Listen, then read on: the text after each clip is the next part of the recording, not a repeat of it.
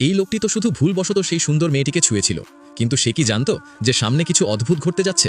তার চোখের colour blindness হঠাৎ যেন কোনো চমৎকারের মতো ঠিক হতে শুরু করলো।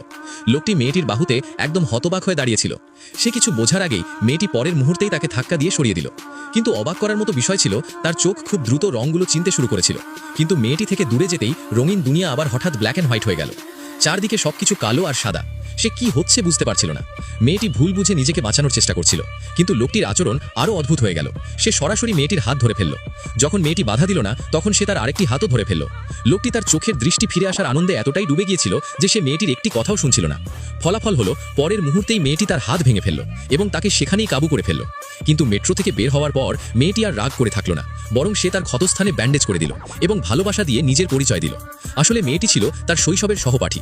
তখন ছোটবেলায় সে খুব মিষ্টি ছিল, কিন্তু এখন সে মার্শাল আর্ট শিখে ফেলেছে। এখন ছেলেটিকে পুরো সত্যি বলতে হবে, না হলে মেয়েটি এখানেই তার হাত পা ভেঙে দেবে। ছেলেটি বলল, একদিন যখন সে অফিসে যাচ্ছিল তখন সে তার পুরনো প্রেমিকাকে দেখেছিল এবং তার পেছনে দৌড়েছিল, কিন্তু সে হঠাৎই উধাও হয়ে যায়। সেই হতাশার মুহূর্তে এক অদ্ভুত ঘটনা ঘটল। পুরো রঙিন পৃথিবী ধীরে ধীরে কালো সাদা হয়ে যেতে লাগলো। ছেলেটি খুব ভয় পেয়ে গেল। তার মনে হলো হয়তো তার চোখে কোনো রোগ হয়েছে, কিন্তু চশমা খুলে চোখ মুছার পরও কিছু বোঝা গেল না। রাস্তা পার হওয়ার সময় সে ট্রাফিক লাইটের রঙও দেখতে পাচ্ছিল না। হঠাৎ কাউকে দৌড়াতে দেখে সবুজ বাতি ভেবে সেও দৌড়ে গেলে প্রায় গাড়ির নিচে চাপা পড়তে যাচ্ছিল। তখনই মেয়েটি এসে তার ওপর ছাতা ধরল। অদ্ভুত ব্যাপার হলো, পুরো নিরং পৃথিবীতে শুধু এই মেয়েটিকেই সে রঙিন দেখতে পাচ্ছিল।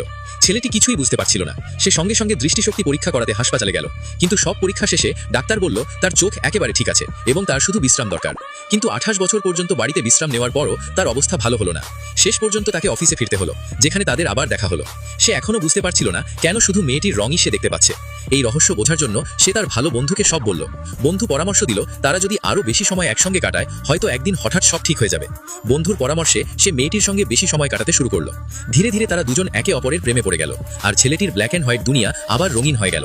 এরপর তারা সুখে শান্তিতে জীবন কাটাতে লাগলো।